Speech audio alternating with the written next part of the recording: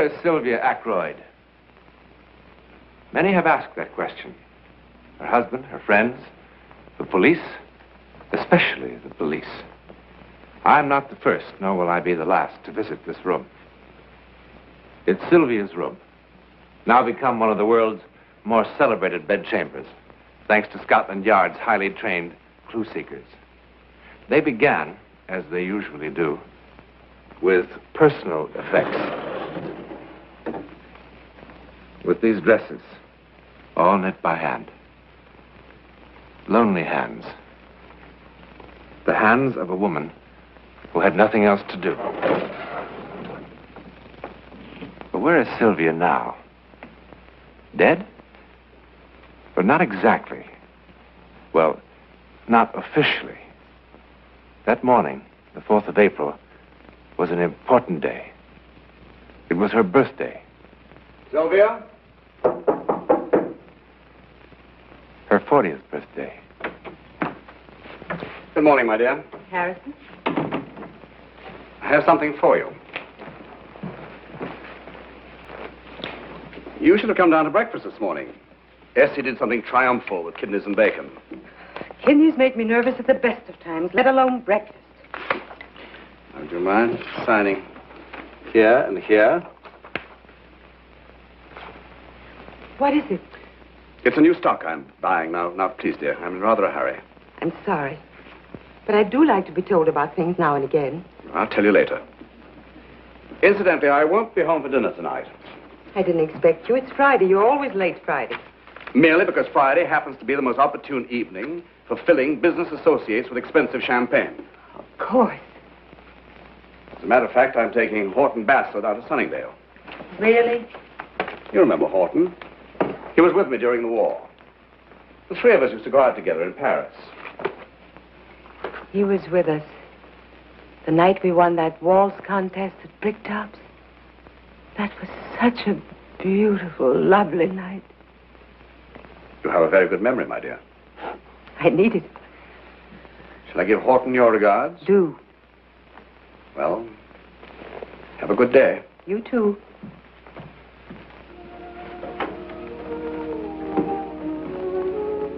Good day.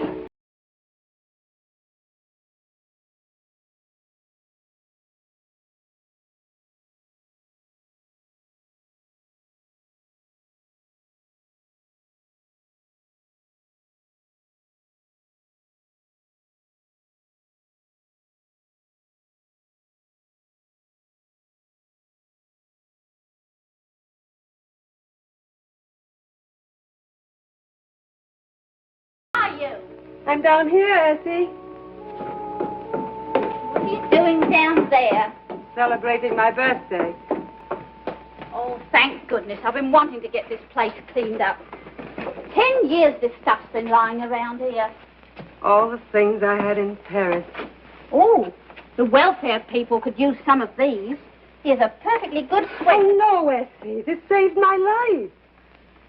You didn't have any heat during the occupation. Oh, living in the past when them things could keep some poor kid warm. Oh, Essie, look. Our transmitter. We used to send messages on that across the channel, and you don't know Yeah. how I... You know, we really should send some of these things to the hospital. My diploma from the Sorbonne before the war. What's all this? Oh, Essie. Madame Soulon and I made these the day the Allies marched into Paris. We dyed little strips of rags with red and blue ink, and we waved them and waved them as the boys came marching up the Champs-Élysées the day I met Harrison. Oh, Essie, it was so exciting. Well, it's over now. Yes, it certainly is. It's hard to believe it was even me. What's this? A game for young and old. Oh, well, that can go to the hospital. There's room in there for some of these clothes. No, Essie. Well, what is it? Jeremy. Jeremy. Jeremy.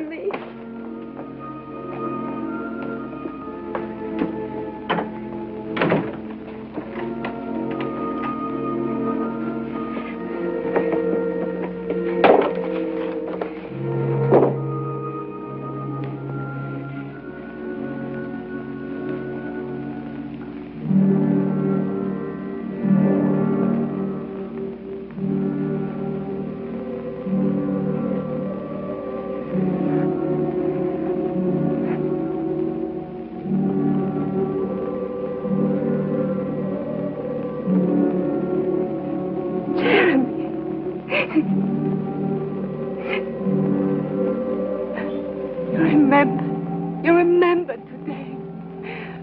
Oh, bless you. I needed it so much.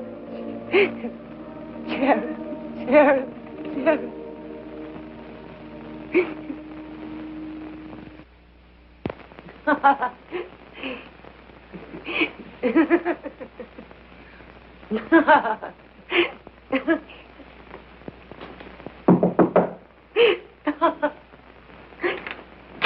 Oh, Essie, that's not very big. You're lucky to get anything, sending me down at the last moment. 3 shops I had to go to for enough candles. And I got lamb chops for your dinner. Wonderful. Wonderful. Maybe I should get some more. There's only enough for one. No, that's right, Essie. Dinner for one. I'll have it up here on a tray.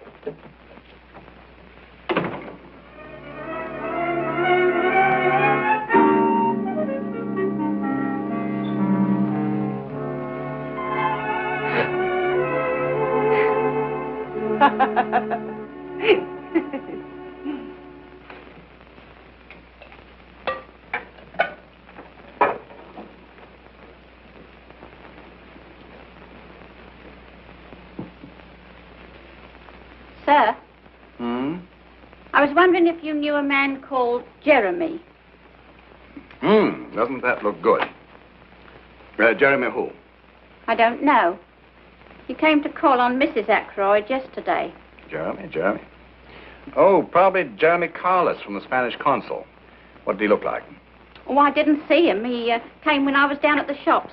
Mrs. Ackroyd asked me to get her a birthday cake, and it was when I got Oh, was back. it her birthday? Heavens, Essie, why didn't you remind me? Anyway, it was quite a party. Oh, good. I'm always telling Mrs. Ackroyd she should have more friends. Have a few laughs. Well, there were plenty of laughs yesterday. I could hear them even when I was down here, dusting the sitting room. Good morning, darling. Good morning. It's all right, Essie. I'll help myself. Oh, I'm so hungry this morning I could eat me kidneys. Scrambled eggs. Oh, so they are. Darling, I'm sorry about yesterday. What? Your birthday. Oh, darling, I forgot yours last year. Anyway, I thought you were just being tactful. You know how women dread birthdays. I was thinking, that's one advantage in not having any children. You never miss an opportunity, do you? I didn't mean it that way. I just meant that this way I can stay the same age forever without suddenly finding I have a daughter years older than I am. Anyway, I'm glad you had a nice day. I did. Essie tells me you had quite a party. Who was here? Oh, it wasn't really a party. I just thought a birthday cake would be fun. That man from the consul? Who? Carlos? Carlos. Oh, no, Harrison. Then who was here? There's no one here. Sylvia, what you do is your own affair. I use that word judiciously.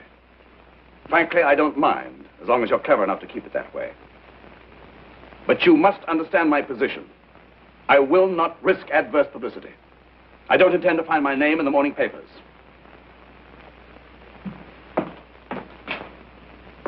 I hope I make myself perfectly clear.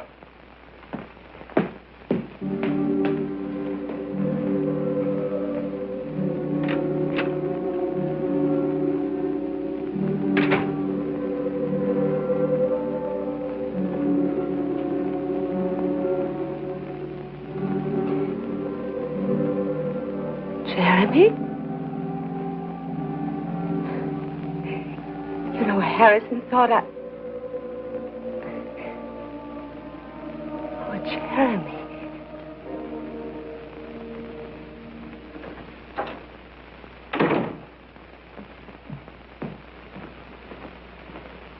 Harrison, you're early. Where did you go tonight? Oh, I got bored with the house, so I thought I'd dine out. Oh, so you thought you'd dine out. Yes, Harrison.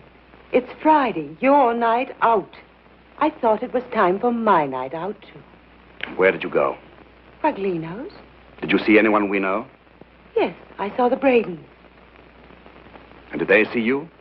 They were sitting at the next table. Well, you're going to tell Lily Braden right now how delightful it is to have your cousin over here on a visit from France. No, I won't, Harrison. Because Lily wouldn't know what I was talking about. Yes, they did see me. In fact, they asked me to join them because I was by myself, dining alone. You're a liar as well. How dare you?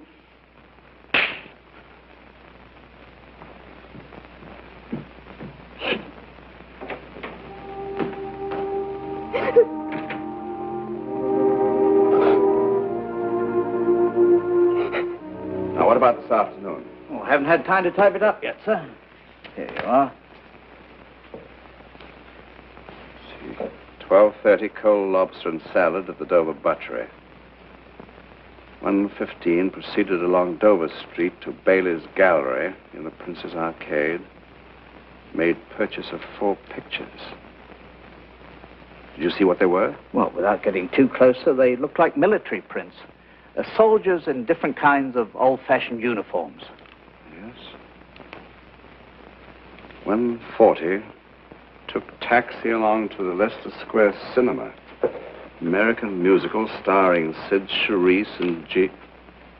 Did she meet anyone? Not today, sir. And Mrs. Ackroyd left the cinema about 4:25 and took a taxi home. No visit to the museum today? No, not today, sir. And all this time, she never talked to anyone?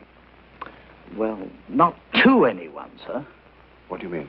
When she thought no one was looking, she talked a lot, sir. In a low whisper. And laughing, sir. Your wife laughs a lot. But always to herself. I see.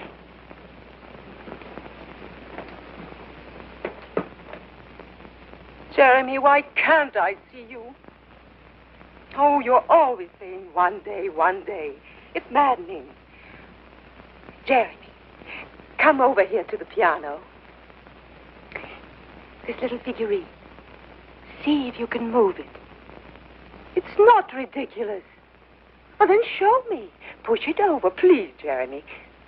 All right, it's silly, but I just want to see if you can do something physical. Jeremy, no. Harrison paid a fortune for... Oh! What'll I tell Harrison? But how? I don't know how to play the piano. But I can't. All right. What do I have to do? Yes. Yes. I can feel your hands on mine. Jeremy. That's beautiful. Look at my fingers. You never told me you could play like this. Jeremy, please let me see you just once. I'll do anything. Yes, what? I promise. This afternoon, I'll go to Hartnell's and buy the giddiest thing I can find. You will? Honestly? Now, Jeremy, don't tease me. I couldn't bear it if you... When? Jeremy, tonight. What time? Oh, Jeremy, I want to know how tall you are, and the color of your eyes, and what you look like when you laugh. Turn that off. How good you are, how good you are, but you sigh on me. How good you are, good.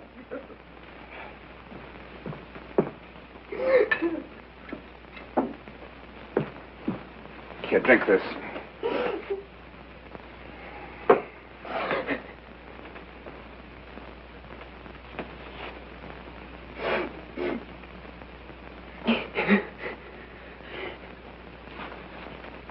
It's pathetic, isn't it? All these weeks you've been suspicious. Now you know. I do have a friend. Now you know why I couldn't tell you about it. Wasn't because I was frightened you'd be jealous. I wish you could have been. If you were capable of jealousy, this wouldn't have happened. I know one thing, Sylvia. I know that you're ill. You need a doctor. No! You don't know anything. I'll tell you.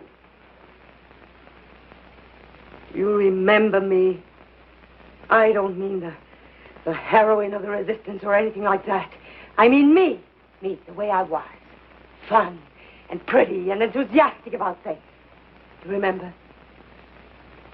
What happened to me, Harrison? I died. It wasn't getting older, that did it. Harrison, I loved you very much. Sylvia, you must... Just listen. When I found out about you,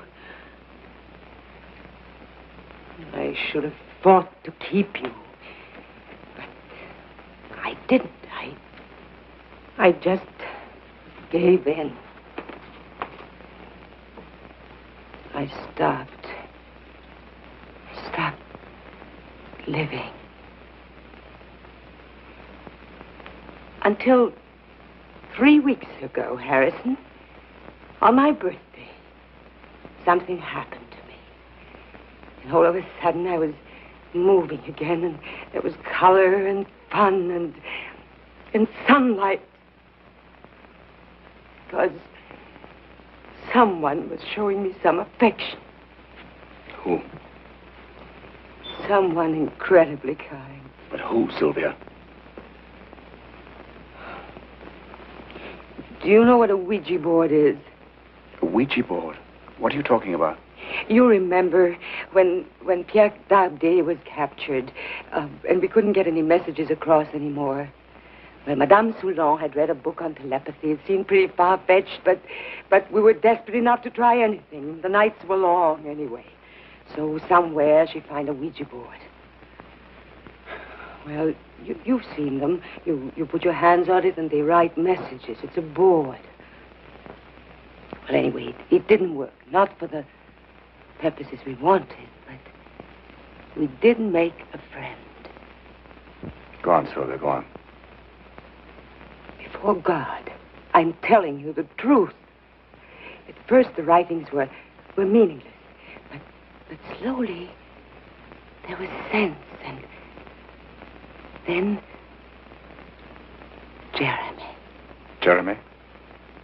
Yes, he was a soldier who fought for France in 1870. Oh, I know this sounds unbelievable, but I've checked it. I've checked in every book in the library. Everything he told us, it's all there. His name, his regiment, where he fought. I swear. Go on, Sylvia, go on. Well, we began to depend on Jeremy very much. He used to tell us where we could find food from the Germans, and he warned us before the Gestapo made searches, and he... Best of all, he made us laugh. Well, that's my lover. A man who's dead 80 years. Operator, would you give me the number of the Belden nursing home, please? What are you doing? 4561. Harrison, why are you calling that place? Sorry, Sylvia, we need a doctor. That's not a nursing home. Hello. Can I speak to the doctor in charge, please? But you can't. You can't. Everything I told you was the truth. Hello, doctor. This is Harrison Ackroyd speaking. Could you come over to my house, please, as quickly as possible? It's my wife. Yes, we live quite nearby. There's nothing the matter with your wife. 443 Queensgate, as soon as possible, please. I'm not insane. I'm not. I can prove it. I can. I can. Jeremy promised me. Jeremy, you promised. What time is it? Almost 7:30.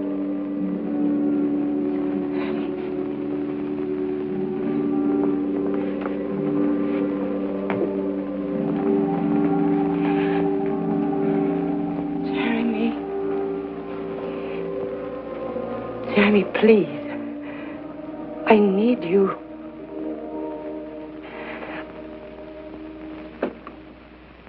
Harrison,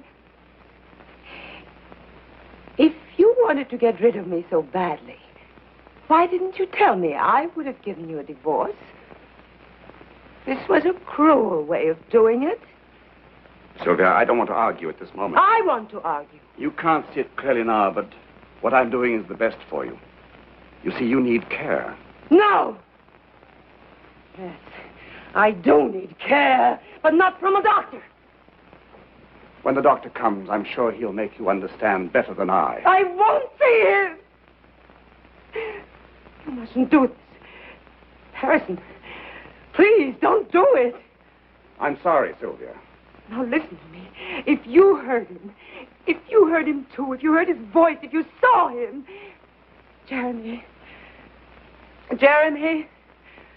Jeremy, you promised. I never needed you so much.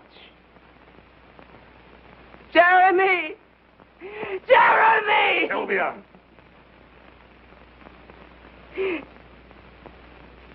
Harrison, the tape recorder. The piano. Now, you know I can't play the piano, Harrison, but you heard me play it on the tape recorder. That was Jeremy. If I can do it now. Jeremy, help me. Help me. Help me, help me, help me.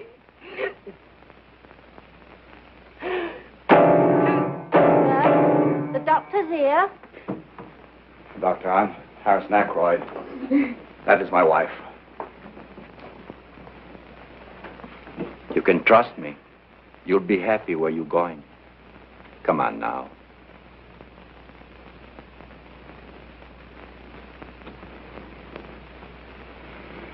Is it necessary for me to come with you, Doctor? Not at all.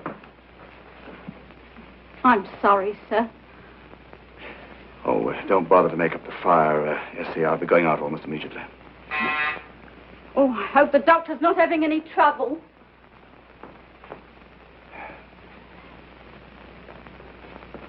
Sir! Mr. Ackroyd, Yes. I'm Dr. Werner. Who?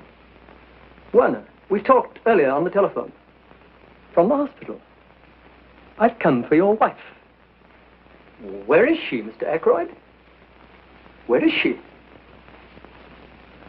When she left this house, Sylvia Ackroyd joined that bizarre band of human beings who have simply vanished from this earth. Finally, utterly. It would be nice to believe that Jeremy did keep his promise. He told her she'd be happy where she was going, wherever that may be.